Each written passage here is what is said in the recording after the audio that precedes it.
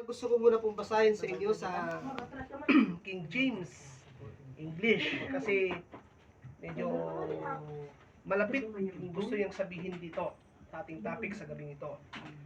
2 Corinthians chapter 7 verse 10, For godly sorrow worketh repentance to salvation, not to be repented of, but the sorrow of the world worketh death. Ang binabasa ko po King James sa Tagalog King James din, sapagkat ang kalumbayang mula sa Diyos ay gumagawa ng pagsisisi sa ikaliligtas. Wow! Pagsisisi sa ikaliligtas. Yan ang ginagawa po ng kalumbayan sa Diyos. Datapat ang kalumbayan gayon sa sanlibutan ay ikamamatay. Dalawang tinutukoy niya, kalumbayan sa Diyos at kalumbayan sa sanlibutan. Dalawa. Okay, pumikit muna po tayo. Lord, salamat po sa gabing ito. Sa narinig po namin ng iyong salita dito, Panginoon, sa 2 Corinthians chapter 7 verse 10. Banal na Espiritu, malaya po kayong kumilos, ipaunawa sa amin, dalhin sa amin ang kaunawaan na nagmumula sa iyo, at ang spiritual, Panginoon, may open, Panginoon, may open ang aming isipan, puso, Panginoon, upang matamnan ang aming mga puso, Panginoon, ng iyong salita. Dalangin po namin, O Diyos, kung ano yung kalalagayan namin kanina, makita namin, O Diyos, ang kalalagayan namin dito sa aming salita na aming maririnig sa gabing ito. Bless mo ang iyong salita, Banal na Espiritu. Salamat, Panginoong Jesus. Salamat po, Ama. In Jesus' name. Amen. Amen. Okay. Kung makikita po natin, mga kapatid, the sorrow, godly sorrow, and the worldly sorrow. Okay. Yung kalumbayan sa Diyos, isa. Pangalawang ang ating tinutukoy dito ng salita ng Diyos, kalumbayan sa makamundo. Okay. Nalulumbay tayo sa makadiyos, nalulumbay tayo sa makamundo. Dalawa ang nararanasan ng taong sumusunod sa Diyos.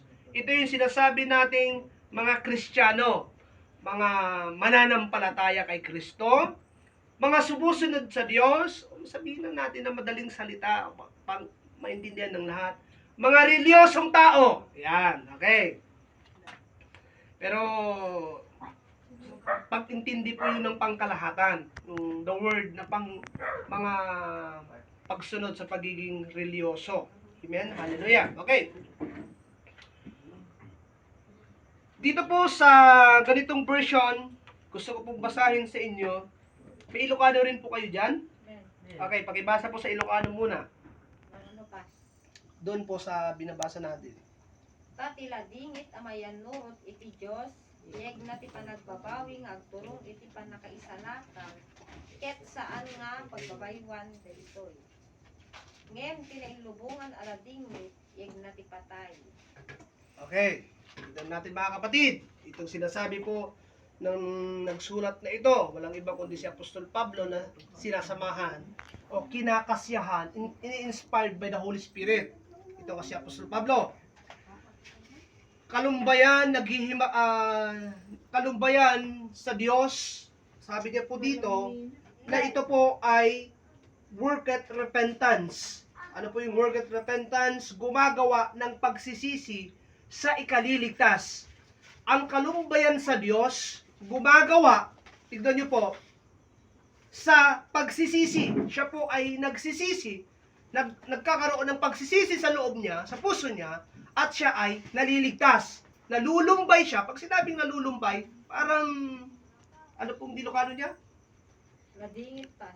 Ang nadingit isuna, meron siyang nararanasan na paghihirap, kalumbayan, sa kanyang pagsunod sa Diyos, mga kapatid. At ito ang sabi ni Apostol Pablo, ang gumagawa sa kanya para sa pagsisisi.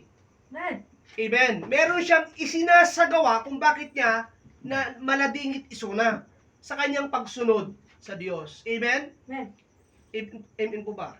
Amen. Okay, yung pangalawa, may binabanggit siya dito na sorrow of this world.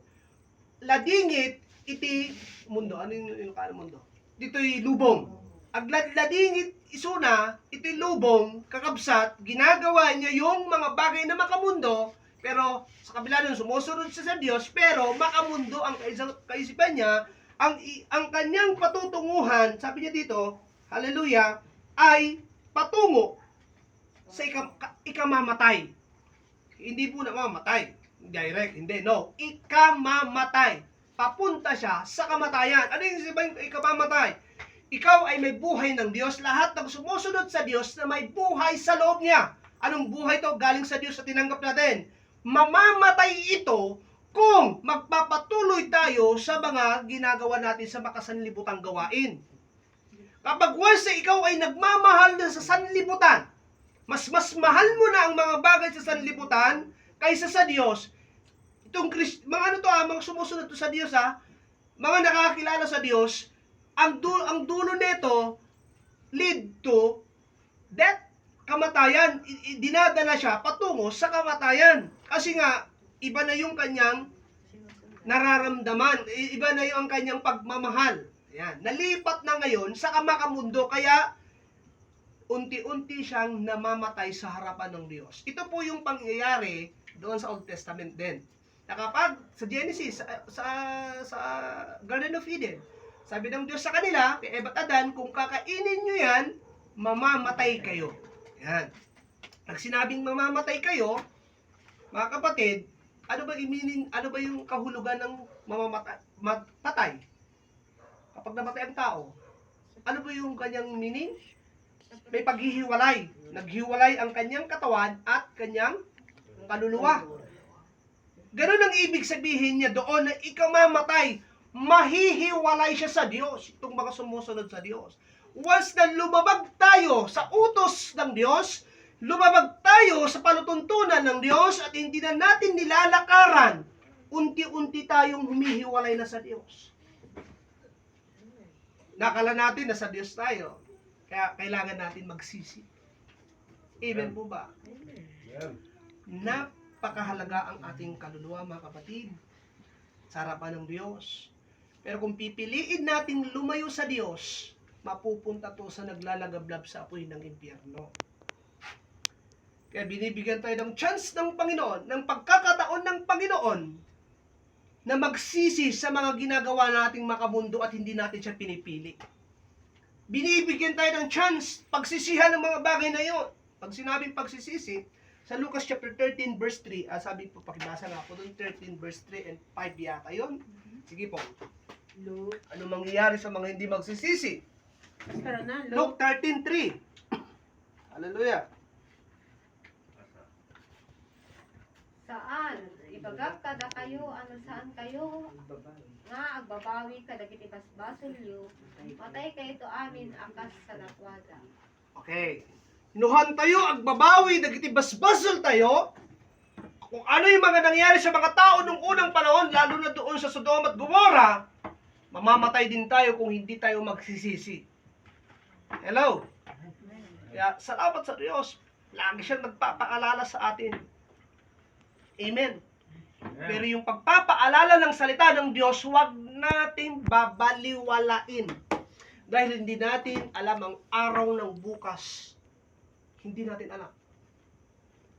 Kung tayo po ba ay malakas pa nun, o mayroon pang hiningang dumadaloy. Kung nag-decision ang Diyos, oops, wala naman palang pakinabang ang buhay mo dyan sa bundong yan na ginawa ko o nilikha ko. Sabi, kung halimbawa, nag-decision ang Diyos ng ano, inaistat ang hininga natin. Wala na kayo magagawa. Hindi mo na makikita ang pamilya mo, hindi mo na makikita yung mga mahal mo sa buhay, mga kamag-anak mo, hindi ka na makapunta sa trabaho mo, sa mga routine ng buhay mo araw-araw, hindi mo na magagawa yon. At yung plano mo, hindi mo na rin magagawa yung mga pangarap mo sa buhay. Once sa pinahinto ng Diyos ang hininga natin at wala po tayong magagawa doon. Tandaan lagi natin, ang Diyos nagbibigay, ang Diyos kumukuha. Amen. Ang Diyos nagbibigay, ang Diyos kumukuha. Kontrolado ng Diyos ang lahat ng bagay. Amen po ba? Kaya salamat sa Diyos, sa panahon na ito, tayo po yung nabubuhay. Dahil sa mga susunod na panahon, 50 years from now, 60 years, 70 years, sa makalipas mula ngayon, iba na ang tao na naman noon. Lahat ng mga pinaghirapan natin, inimpok natin, inipon natin sa mundong ito, iba naman makikinabang. Iba na naman ang tao sa panahon na yon. After 60 years, 70 years, 80 years, 90 years, 100 years, iba na naman ang tao nun. Tama po? Lahat ng tao sa mundong ito, ano po yun? Nagtatapos. Meron na naman ibang tao sa mga susunod na yon. Hello? Kaya, yung mga lolo natin nung una, mga lolo-lola natin ang nabubuhay. Tama? Kilala yung mga lolo-lola natin.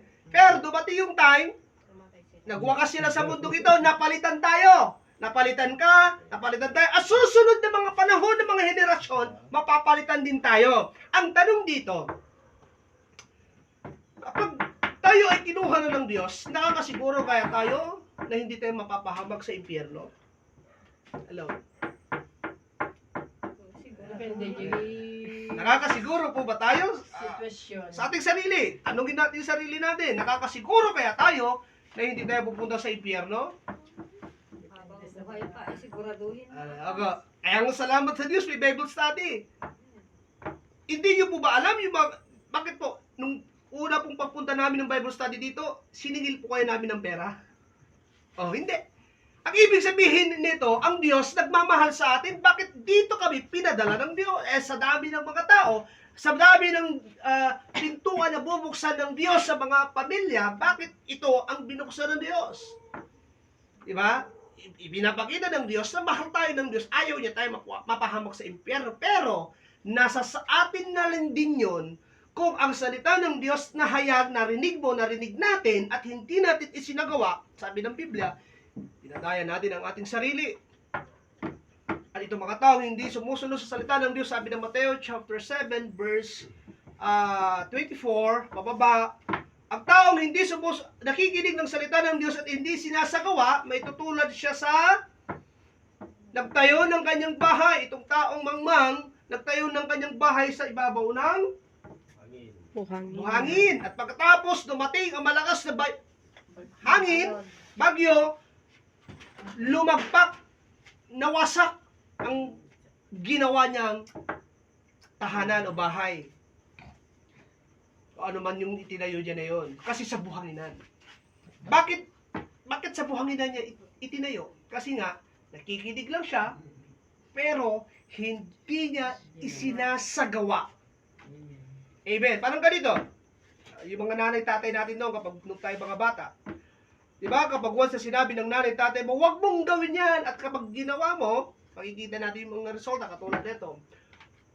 Huwag kang pupunta dyan sa kapitbahay kasi maraming aso. Ay, dahil makulit yung bata, tayong mga bata noon, pupunta tayo, ikinagat tayo. Di ba? Kaya pala pinagbabawal ng ating mga magulang na huwag pupunta kasi mapapahamak tayo. Ganon din ang salita ng Diyos. Yung mga bagay na ayaw ng Diyos, huwag natin gawin kasi mapapahamak tayo. Amen po ba? Amen. Kaya mga kapatid, mas maigi nilang sumunod sa Diyos. Kahit mahirap, basta